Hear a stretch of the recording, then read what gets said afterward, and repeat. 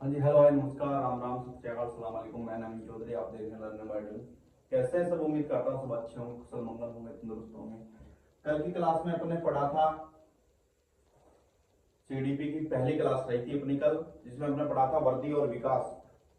वर्दी और विकास की विशेषताएं व उनकी कुछ उदाहरण पढ़े थे, कुछ उनकी आपने देखा था कि डेवलपमेंट कैसे होता है, वर्दी कैसे होती है, वर्दी में कौन कौन सी चीजें इंक्लूड होती है और विकास में कौन कौन सी चीजें इंक्लूड होती है, वो सभी आज हम पढ़ेंगे। वो मनोवैज्ञानिक जो सीटेट की दृष्टि से इंपॉर्टेंट है, जिन्होंने वर्दी और विकास के बारे में अपनी परिभाषाएं दी, अपनी डेफिनेशन दी है, उनकी वो डेफिनेशन पढ़ेंगे। हर बार एक डेफिनेशन आपको जरूर पूछी जाती है, लिमिटेड डेफिनेशन है, बस 10-15 है। तो वही अगर चैनल पे नए हो तो लाइक शेयर सब्सक्राइब कर दीजिए, ताकि आपको हर एक नोटिफिकेशन मिलती रहे। अगर कोई भी आपका डाउट है तो आप हमारे साथ सोशल मीडिया हैंडल्स पर ऐड हो सकते हो, इंस्टा, फेसबुक और टेलीग्राम पे आपको हर क्लास की पीडीएफ प्रोवाइड कर दी जाएगी। तो चलते हैं फिर। कल पढ़ा था अपने वर्दी और विकास। वर्दी और विकास, वर्दी का अर्थ क्या होता है, क्या होती है, इसमें कौन कौन सी चीजें इंक्लूड है, जैसे लंबाई, वजन, भार, सारा। फिर पढ़ी थी अपने कि वर्दी शारीरिक व संपूर्ण जीवन की बढ़ोतरी को वर्दी कहते हैं। वो बताया था शरीर में होने वाले रचनात्मक और मात्रात्मक परिवर्तन इसमें आते हैं वर्दी में। फिर वर्दी की विशेषताएं पढ़ी थी, वर्दी के उदाहरण, विकास, विकास के उदाहरण और विकास की विशेषताएं पढ़ी थी। ठीक है, आज पढ़ेंगे वर्दी और विकास के महत्वपूर्ण तथ्य। महत्वपूर्ण तथ्य का मतलब कि वो कुछ लाइनें या वो कुछ परिभाषाएं जो महत्वपूर्ण मनोवैज्ञानिकों ने दी थी कि वर्दी क्या है, विकास क्या है। और साइकोलॉजी मतलब बाल विकास, चाइल्ड डेवलपमेंट के बारे में पहले किसने बात की थी, किसको किसका जनक माना जाता है, वो सभी। तो चलिए शुरू करें। पहले अपन बात करेंगे पेस्टोलॉजी की। किसकी? पेस्टोलॉजी की। पेस्टोलॉजी को बाल विकास का वैज्ञानिक अध्ययन पेस्टोलॉजी ने किया था। किसका? पूछा जाएगा बाल विकास का वैज्ञानिक अध्ययन किसने किया था, तो पेस्टोलॉजी ने किया था। पेस्टोलॉजी ने किसका वैज्ञानिक अध्ययन किया था, तो किसका किया था? बाल विकास का। बाल विकास का वैज्ञानिक अध्ययन पेस्टोलॉजी ने किया था। ये इंपॉर्टेंट बात है, आपके रीट में भी पूछी जाती है और आपके सीटेट की दृष्टि से भी इंपॉर्टेंट है। तो इसको अच्छे से याद कर लें।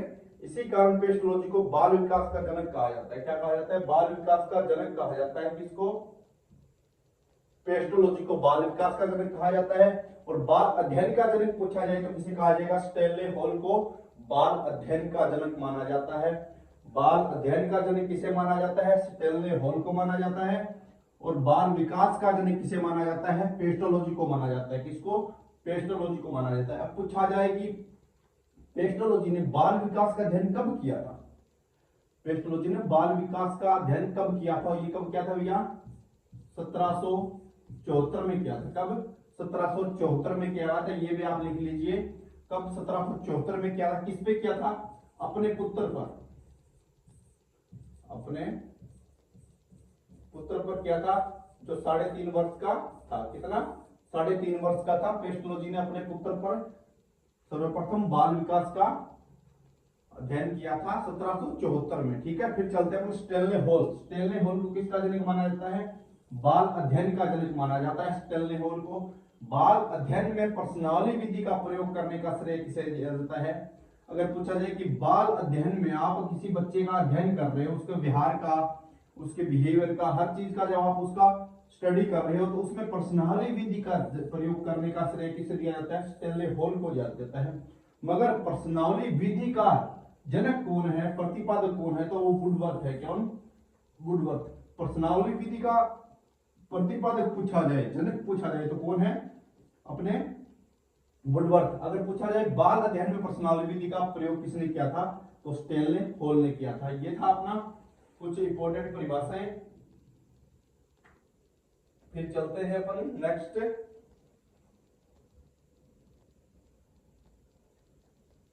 अगर आप स्क्रीन शॉट लेना चाहो तो मैं इसको एक बार इरेज कर दूं, आप स्क्रीन शॉट भी ले सकते हो। ठीक है,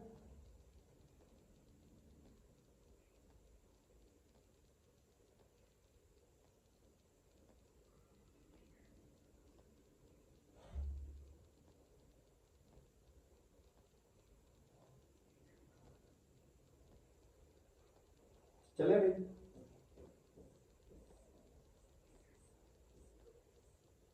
स्टेनले का मतलब अगर पूछा जाए बाल अध्ययन आंदोलन का जनक किसे माना जाता है, तो वो भी स्टेनले को माना जाएगा। बाल अध्ययन आंदोलन का जनक कौन है? स्टेनले है। कौन? स्टेनले बाल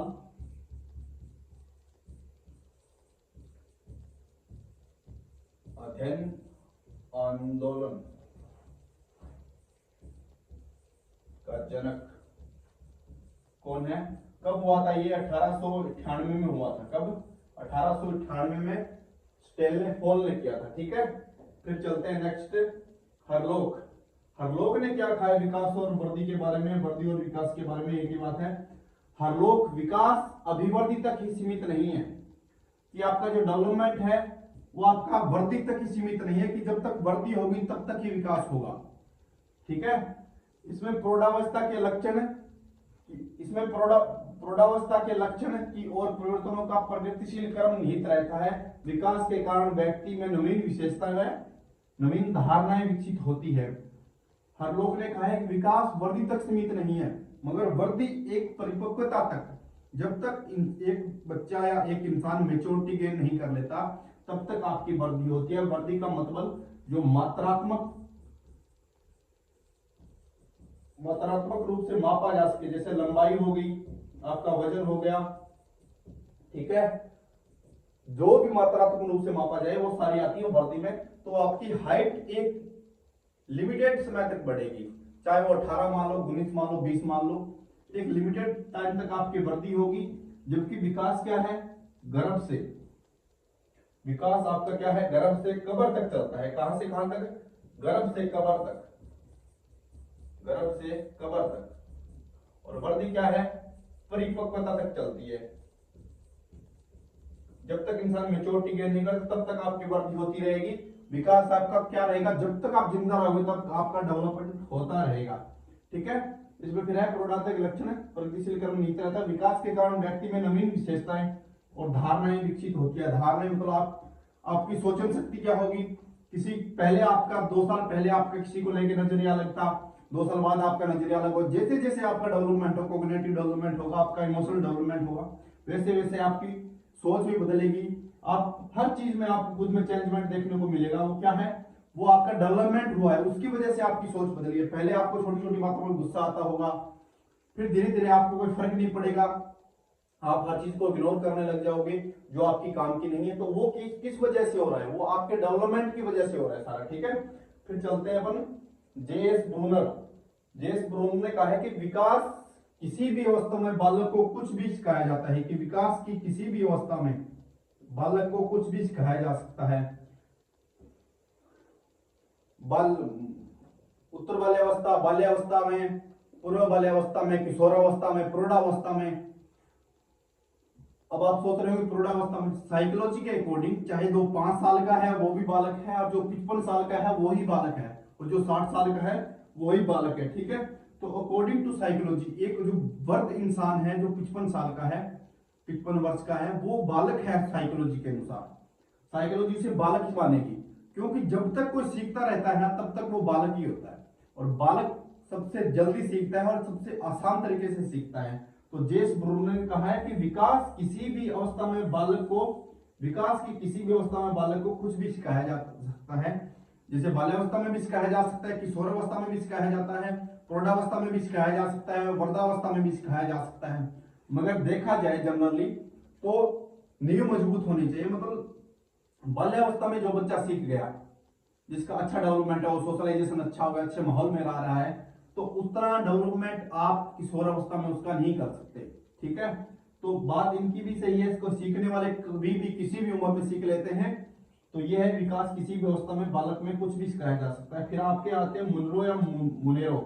ठीक है, विकास परिवर्तनों की वह श्रृंखला है जिसमें बालक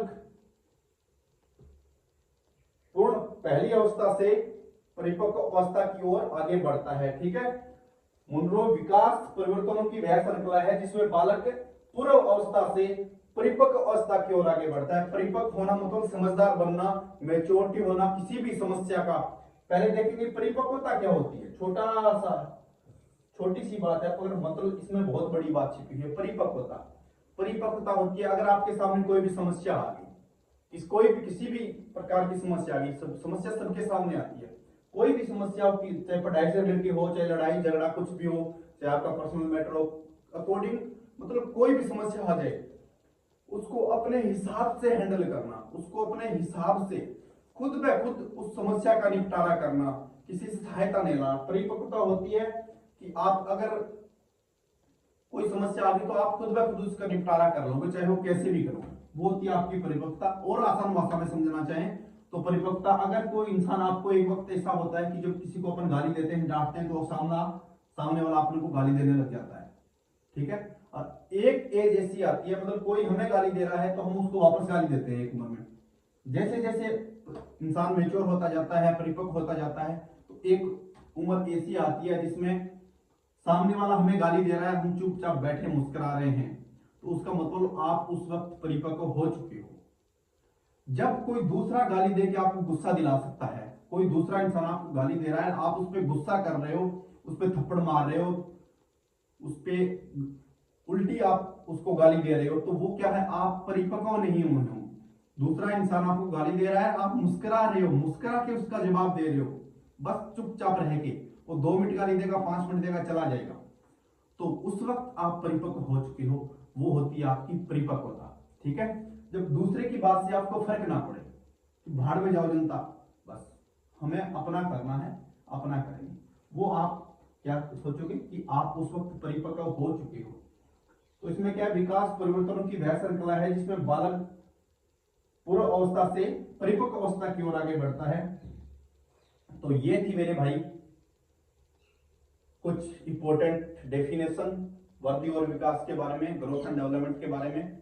अगर क्लास अच्छी लगी हो तो अपने दोस्तों को, जो भी सीटेट की तैयारी कर रहा है, उनको भेज दें, और चैनल को भी सब्सक्राइब कर लें ताकि आपको नई नई वीडियो मिलती रहे। कल पढ़ेंगे अपन वृद्धि और विकास में अंतर। 1% पक्का पूछा जाता है वृद्धि और विकास का, वो टॉपिक करेंगे अपन कल। All the best, best of luck, जय श्री राम।